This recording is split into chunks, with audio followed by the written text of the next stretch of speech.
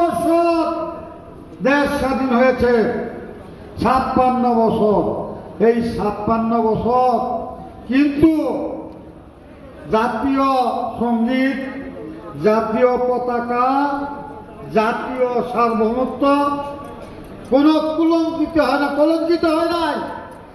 এইবার আমাদের জাতীয় সংসদ, যেটা জনগণের সংসদ, সেই সংসদে জাতীয় পতাকাকে অপমান আর জাতীয় সঙ্গীতকে অপমান করেছে কারা?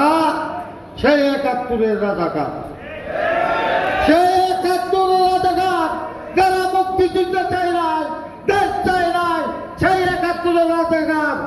আমি মাননীয় সংসদ সদস্যকে বলবো, যেহেতু আপনার জয়দেবপুরের এই 2 আসনের এমপি, আপনার প্রধানমন্ত্রী আমাদের ছেলে, মুক্তিযোদ্ধার ছেলে, উনি মুক্তিযোদ্ধার ছেলে, উনি মরহুম জিয়াউর রহমানের ছেলে, আমাদের ছেলে।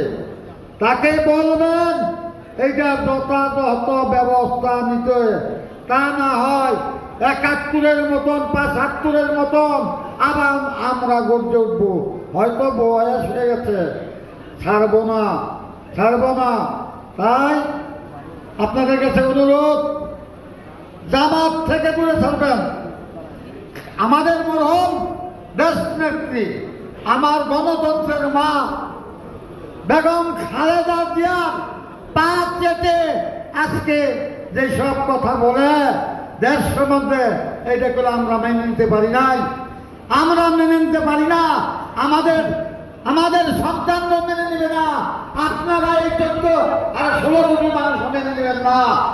যেখানে তারা আবার উশৃঙ্খল কথা বলো, 7 জনের এনসিপি কি বলে 7 জন সংসদ সদস্য, তারা কি বলে উল্টা শিয়াঘাত, মির্জা আব্বাস সম্বন্ধে বলে, তারেক জিয়ার সম্বন্ধে বলে, আমাদের সম্বন্ধে বলে।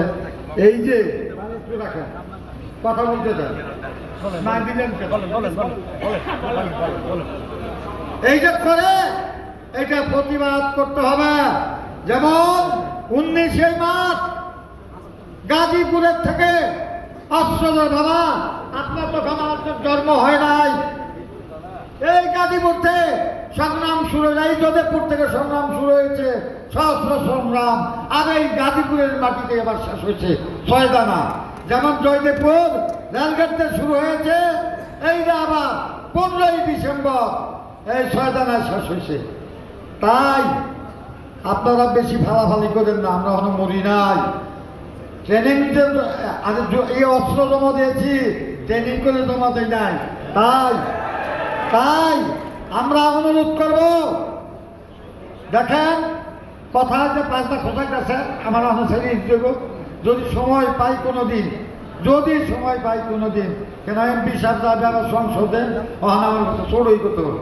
যদি কোনোদিন সময় পাই আবার বক্তব্য দিব, এবং এই ইতিহাস জিয়াউর রহমান খালেদা জিয়ার ইতিহাস আমরা অনেকে জানেন না, আপনারা আমরা জানি। তাই সবাইকে ধন্যবাদ দিয়ে আমার বক্তব্য